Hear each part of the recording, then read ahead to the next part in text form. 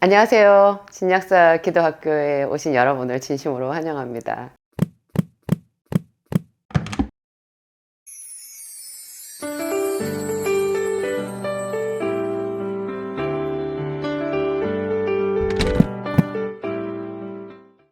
오늘도 하나님의 말씀, 이제 새해가 바뀌었는데, 또 기도학교에서 어떤 말씀으로, 더 나눠야 되나, 우리의 기도를 더 뜨겁게 하고, 더 하나님께 가까이 이르게 하는 그런 좋은 말씀을 여러분들께 드려야 되는데, 제가, 하여튼 그런, 제 마음의 소원이 있어요. 여러분들에게. 그렇죠.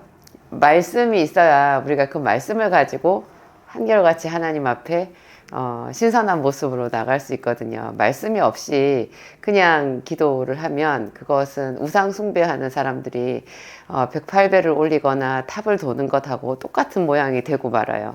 우리의 생각 속에, 우리의 소원 속에 갇혀서 하나님과의 교제라는 것이 없거든요. 하나님과 교제잖아요. 이게 주고받는 따뜻한 사랑의 대화고, 그리고 영에 속한 거고, 영적인 거고. 그래서 이 기도라는 것은 참 하나님께서 발명해 내신 거, 하나님의 아이디어고, 예배도 그렇고 기도도 그렇고 이런 것이 다 하나님의 아이디어인 것 같아요.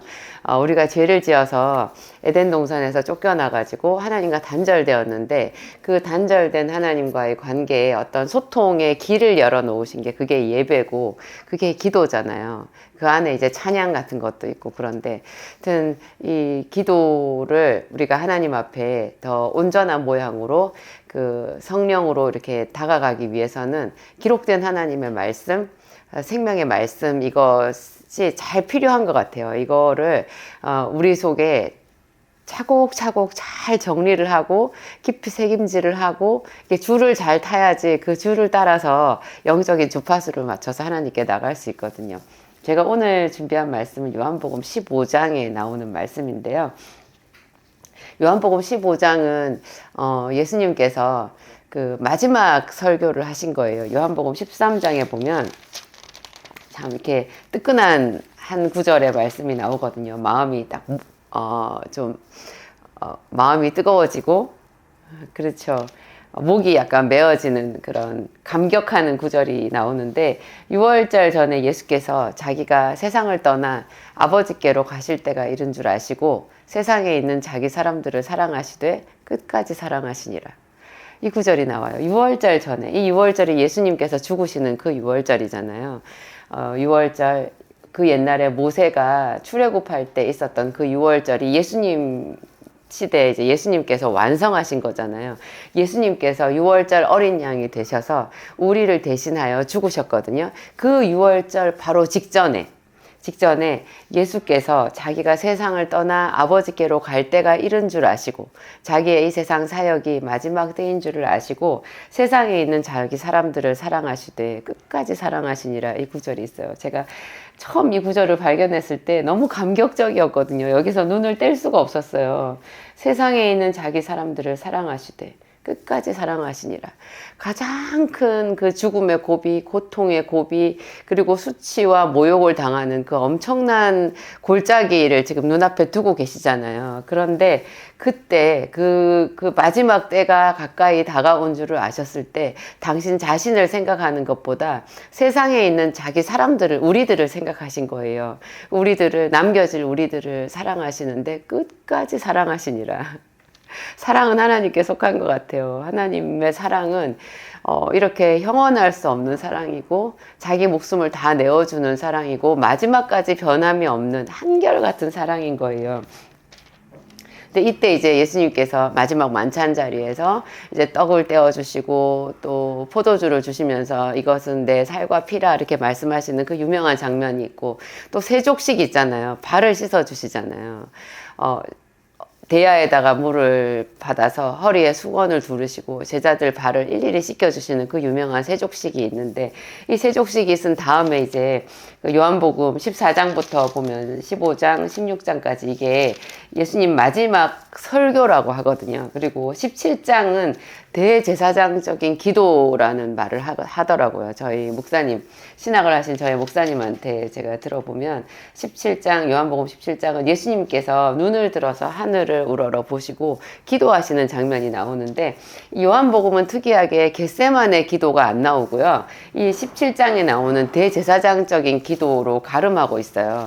이 내용 아주 구구절절하게 그 예수님께서 하시는 그 마지막 기도가 이렇게 나와 있는데요. 그 중에 하나가 이제 오늘 제가 말씀드리는 요한복음 15장이잖아요. 이 마지막 설교에 나오는 부분인데, 여기 보면은 내가 참 포도나무요, 내 아버지는 그 농부라 이러면서 포도나무와 가지의 비유를 하시거든요. 포도나무. 그래서 내가 참 포도나무요, 내 아버지는 그 농부라. 물은 내게 있어 과실을 맺는 가지는, 맺지 아니하는 가지는, 이렇게 구분해서 나와요. 예수님께 우리가 붙어 있는 가지라는 거예요. 붙어 있는 가지인데, 이게 견고하게 예수님께 잘 붙어 있으면, 붙어 있기만 해도 거기서 포도나무니까 포도 열매를 맺잖아요. 그러면 그 포도 열매를 가지고 하나님이 영광을 받으신대요. 그런데 겉으로 보면 붙어 있는 것 같지만 사실 이게 제대로 붙어 있는 게 아니면 그 나무로부터 양분을 공급받지를 못하니까 그런 가지는 열매를 맺지 못할 뿐만 아니라 말라버린다는 거예요. 말라서 쓸모없는 가지가 된다는 거죠. 그러면 아버지께서 이것을 제해버리신대요. 잘라버리신다는 거예요. 그러면 사람들이 이것을 모아다가 불에 던져서 태워버린다는 거예요. 쓸모가 없으니까.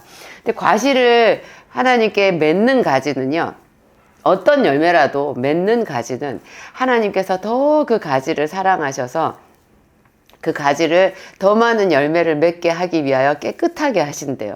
여러분, 하나님의 관심은요, 우리의 거룩함이거든요. 하나님의 관심은 우리의 믿음이죠. 우리의 믿음, 그리고 하나님께서 우리를 보시는 그 믿음의 결국은 우리의 거룩함인 거예요.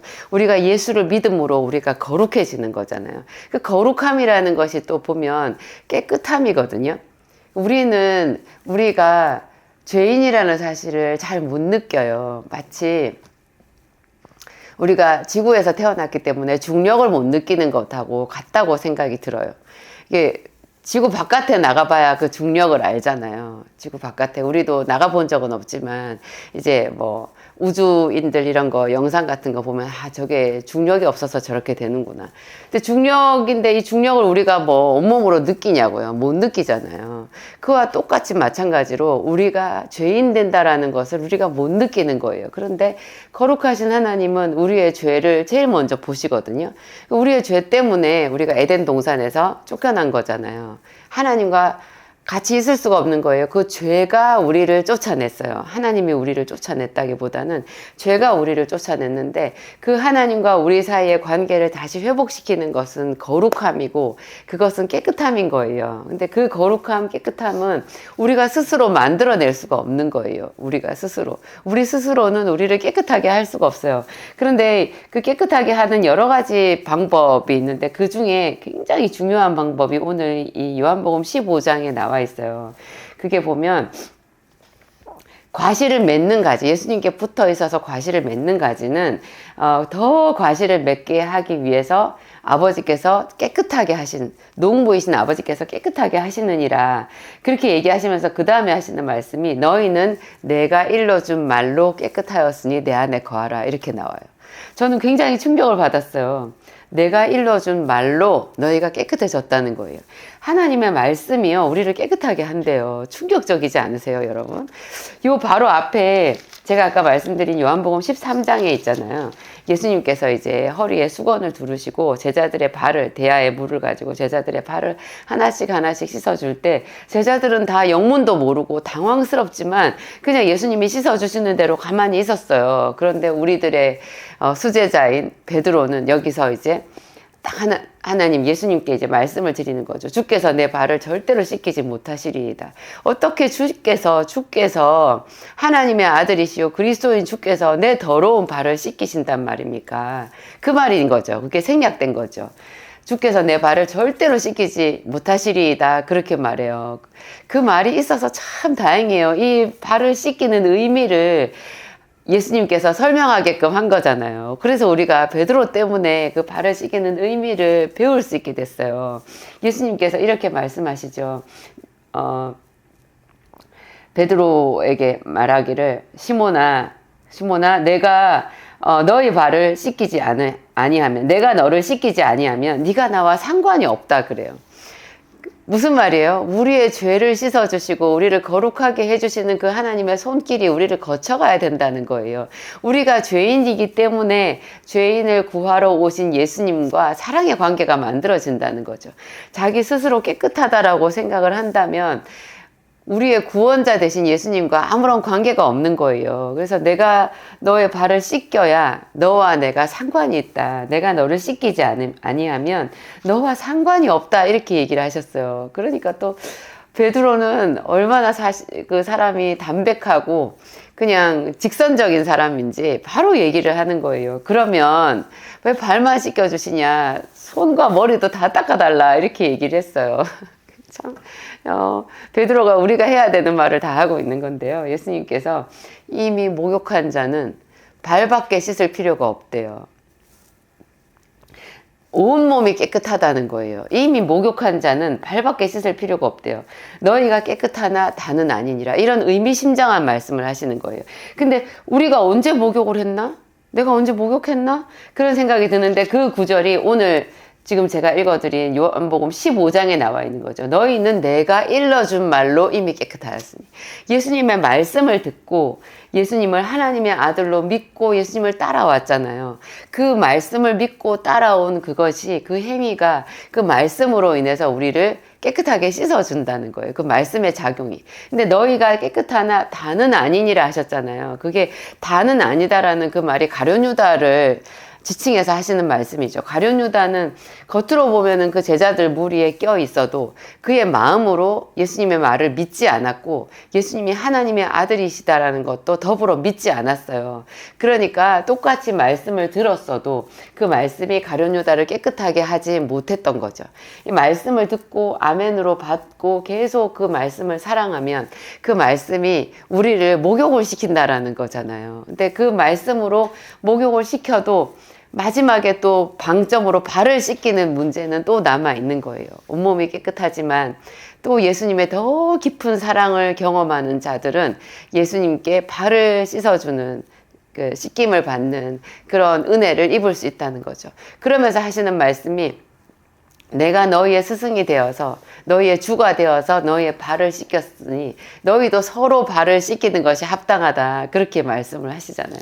어쩜 이렇게 구구절절히 예수님 말씀은 우리의 마음을 따뜻하게 하고 뜨겁게 하는지. 예수님께서 우리의 남은 허물을 씻어주셨다라는 거예요. 온몸을 씻어주신 것뿐만 아니라 잘 보이지 않는 그냥 이렇게 무심하게 넘어가기 쉬운 구석진 부분, 가장 우리 신체의 말단 부위인 발을 씻기는 일을 예수님께서 해주셨다는 거예요. 그거를 통해서 너희도 그 본을 받아서 너희 형제의 허물을 덮어주고 그들을 섬기고 사랑해주는, 그리고 서로 씻어주고 허물을 덮어주는 그 아름다운 사랑의 행위를 나타내라. 그것을 통해서 너희가 내 안에 서로 하나가 될 수 있다. 하나님께서 성부와 성자와 성령이 하나인 것 같이 우리도 예수 그리스도 안에서 서로의 발을 씻겨주면 그것이 서로를 깨끗하게 하면서 온전한 한 몸을 이루어 하나님께 영광을 돌릴 수 있다. 그런 말인 거예요. 그러면서 하시는 말씀이 이렇게 내 말이 너희 안에 있잖아요. 내 말이 너희 안에 있으면 너희가 그 말로 깨끗하여질 것이요. 거기서 덤으로 하나 더 붙는데요. 그게 7절에 나와요. 너희가 내 안에 거하고 내 말이 너희 안에 거하면. 너희가 내 안에 거하고, 우리가 포도나무에 붙어 있는 거죠. 그리고 포도나무로부터 진액을 받아들여서 계속 그 말씀을 우리가 묵상하고 말씀을 사랑하잖아요. 그러면 우리가 깨끗해질 뿐만 아니라 아까 열매를 맺는다 그랬죠. 그것뿐만이 아니라 거기서 너희가 원하는 대로 무엇이든지 구하면 받는다잖아요. 이게 여러분 우리의 희망사항 아니에요? 우리에게는 항상 결핍이 있고 아픔이 있고 하나님의 사랑이 필요해요. 성령이 필요하고 기적이 필요해요. 그런 우리의 결핍의 문제를 하나님의 말씀이 우리 안에 있고 우리가 하나님 안에 있으면 그냥 이루어진다라고 얘기를 하시는 거예요. 이거 정말 그래? 그러면은 원하는 대로 구하라. 그래야면 이루리라. 이게 진짜일까? 그런 생각이 들잖아요.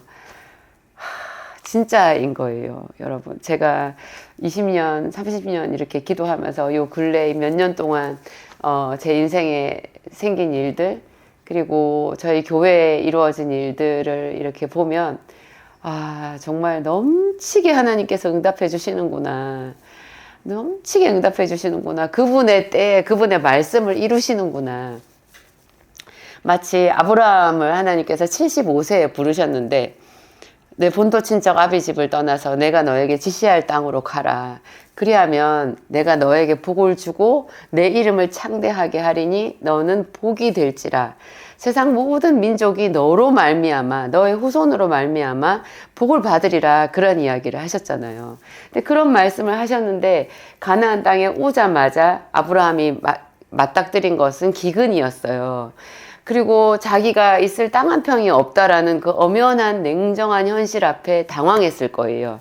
그래가지고 애굽으로 내려갔는데 애굽에서 두려우니까 자기 아내 사라를 여동생이라고 해가지고 어이없게도 자기 아내를 바로 왕에게 시집 보내는 그런 수모를 당하잖아요. 그리고 이제 하나님께서 직접 개입을 해주셔가지고 그 속에서 건짐을 받아가지고 이제 많은 재물을 끌고 도로 나오기는 하는데 그 뒤에도 계속해서 아브라함의 생애는 나그네 생활이었잖아요. 그리고 조카 롯하고도 헤어지고 또 조카 롯이 또 소돔 땅에 살다가 포로로 잡혀가는 그런 일도 있고 그래서 그것 때문에 자기가 또 집에서 길리운 자 300명이 좀 넘는 얼마 안 되는 그 군인들을 동원해가지고 목숨을 걸고 그 그돌라오멜 연합군을 치러 가기도 하고 뭐 그런 여러 가지 일들이 있었잖아요. 그런데 이 아브라함이 나중에 그 100세가 되었을 때 드디어 하나님께서 약속하신 아들을 얻잖아요. 그때 그 100세의 아들을 얻을 때 그 성경에서 계속 반복해서 말하는 구절이 있어요. 여호와께서 말씀하신 대로, 여호와께서 그 약속하셨던 대로 그 말씀하신 그때 아브라함을 생각하시고 사라를 권고하셔서 여호와께서 그 말씀하신 대로 말씀대로 이렇게 약속대로 그 이야기가 한 대여섯 번이 반복해서 나오더라고요. 하나님은 25년을 이렇게 길게 기다리게 하셨거든요. 아브라함한테. 근데 기다림이 깊었던 만큼 아브라함의 감격도 컸고 아브라함만 감격을 한 게 아니다라는 생각이 들더라고요. 하나님이 스스로 감격하신 거예요. 그 아브라함의 생애 속에서 하나님께서 말없이 일하셔가지고 정말 완벽하게 선을 이루셔서 하나님의 때에 그에게 약속의 자녀를 주셨잖아요. 그것이 수천 년이 지난 우리들한테까지 그 하나님의 속성에 대해서 말하고 있잖아요. 약속을 이루시는 하나님, 계획하시는 하나님, 모든 것을 완벽하게 이루시는 의로우신 하나님, 선을 행하시는 그 하나님, 그 하나님의 그 크신 스케일 앞에 우리가 머리를 조아리고 무릎을 꿇고 찬양을 하게 되잖아요. 하나님께서 아브라함에게 그렇게 큰 선물을 주셨어요. 사실 모든 사람들은 아들이라는 선물을 받아요. 그렇지만 아브라함 같이 그렇게 길게 기다리고 고통스럽게 받지 않기 때문에 이 아들이 선물이라는 것 자체를 모르잖아요. 몰라요. 어렵게 받아야 우리가 그게 선물이라는 것을 알아요. 그래서 하나님은 모든 사람들한테 다 이렇게 모든 영역에 대해서 다 고통스럽게 하시는 게 아니고 어떤 각 사람에게 결핍의 한두 가지 영역이 있잖아요. 그 부분에 대해서 우리가 오래 그 결핍을 참고 하나님께 기도함을 통해 가지고 하나님께 영광을 돌리게끔 그렇게 채널을 만들어 놓으신 것 같아요. 이 결핍의 종류가 여러 가지로 있다고 하면 그 사람은 더 많은 하나님의 은혜를 다 체험할 수 있게 되겠죠. 그래서 저는 오히려 역설적이게도 결핍이 많은 사람은 하나님 나라에서 금수저다. 제가 결핍이 많았거든요. 결핍이 많아서 물론 저도 남들한테 없는 거 있는 게 있었겠지만 제가 참 촉박하게 살았잖아요. 여러분들도 여러분의 삶이 하나님 앞에서 너무 결핍이 많고 나는 이런 것도 못 해봤어. 나는 이것도 너무 힘들었어. 그런 게 탄식이 많을수록요.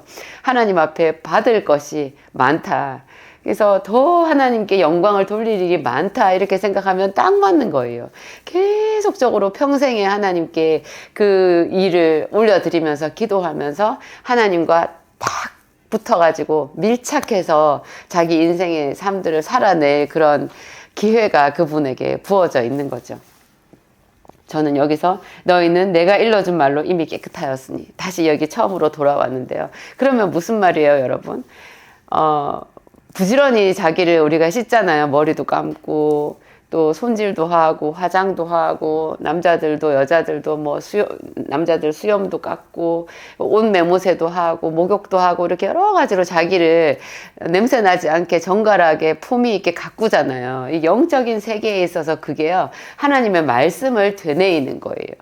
되뇌일 때마다 그것을 아멘으로 하면 이 영적인 세계에서 굉장한 세척작용이 일어난다는 거 아니겠어요? 그 세척작용이 일어날수록 그것이 강력한 어떤 끌리는 힘이 되어서 성령을 우리에게 모셔드리는 게 되는 거예요. 성령께서 우리에게 오시는 거죠. 그냥 성령의 그 생수의 강물이 우리한테 밀려 들어온다라는 생각이 들었어요. 이게 제 눈에 딱 들어갔을 때, 와, 이거 할만하네, 할만하네. 제가 어떤 그 목사님 설교집에 보니까 그런 말씀이 있더라고요. 그분이 성경 말씀을 소리내서 이렇게 읽었는데 어떤 순간에 소리내서 읽었는데 눈물이 왈칵 쏟아지고 굉장히 가슴이 뜨거워지는 그런 체험을 했다는 거예요. 그래서 아니, 나는 성경을 읽기만 했는데 이게 무슨 일이지? 그러다가 스스로 깨달음이 왔대요. 하나님의 말씀을 소리내서 읽기만 해도 이 영적인 세계에 엄청난 진동이 온다라는 것, 충격이 온다라는 것, 거룩함이 밀려온다라는 것, 성령의 물결이 내 안으로 들어온다라는 것을 이분이 발견한 거예요. 그 발견이에요, 여러분. 얼마나 많은 사람들이 성경책을 그냥 갖고만 있어요. 그냥 성경 말씀을 암송은 하지만 머릿속에만 넣어놓고 꺼내서 읽어보지를 않잖아요. 되뇌이지를 않잖아요.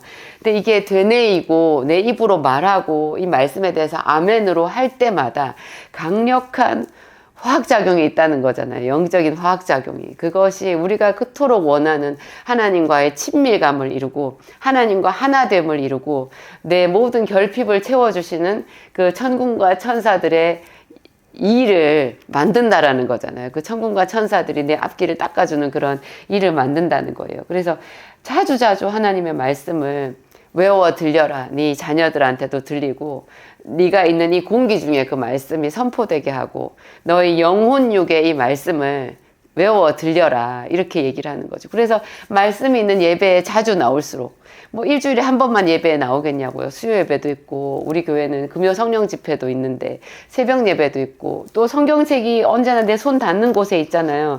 이것을 펼쳐서 이렇게 특히 복음서 같은 데를 반복해서 이렇게 읽고 생각하고 이렇게 하는 것이 그렇게 하나님께서 기뻐하시는 복된 일이라는 거죠.